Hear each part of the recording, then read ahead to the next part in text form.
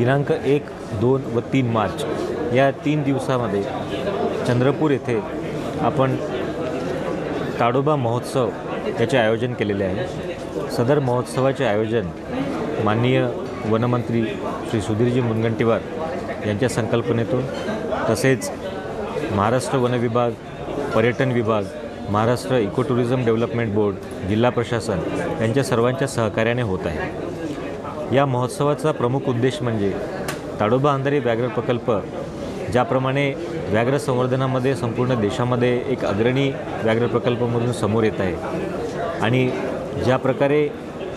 चंद्रपूर जिल्ह्यामध्ये सहजीवनाच्या संकल्पनेतून संवर्धन होत आहे, हे मॉडेल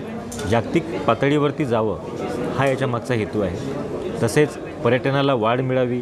आपल्या संपूर्ण जिल्ह्यामध्ये व्याघ्र पर्यटनाला एक चालना मिळावी, जेणेकरून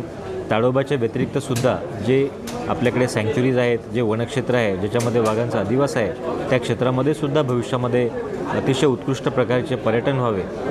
त्याला चालना मिळावी, त्याकरिता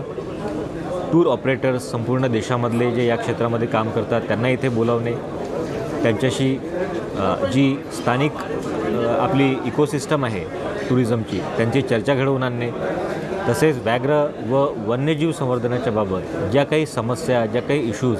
राष्ट्रीय व आंतरराष्ट्रीय पातळीवरती आहेत त्यांच्यावरती चर्चासत्र घडवणे, त्यामधून पुढील वाटचालीचा मार्ग काढणे हा याच्या मागचा उद्देश आहे। तसेच याच्यामध्ये आपण कॉर्पोरेट सोशल रिस्पॉन्सिबिलिटी याकरिता एक विशेष कार्यक्रम आयोजित केलेला आहे, ज्याच्यामध्ये उद्योग जगतातील लोक सहभागी होणार आहेत आणि संवर्धनाकरिता, वन्यजीव संवर्धनाकरिता कशा प्रकारे उद्योग जगतातील लोक पुढे येऊन मदत करू शकतात आणि इनोव्हेटिव्ह आयडियाजला बळ देऊ शकतात या दृष्टीने चर्चा त्याच्यामध्ये होणार आहे। तसेच आपल्याकडे जे चांगली काम करणारी मंडळी आहेत, उत्कृष्ट काम झालेले आहेत, तर त्यांचा गौरव याच्यामध्ये करण्यात येणार आहे आणि महाराष्ट्र वनभूषण पुरस्कार जो पहिल्यांदाच आपण महाराष्ट्र शासनाने जाहीर केलेला आहे, तो पहिला पुरस्कारसुद्धा या कार्यक्रमामध्ये देण्यात येणार आहे। तर हा सर्व एक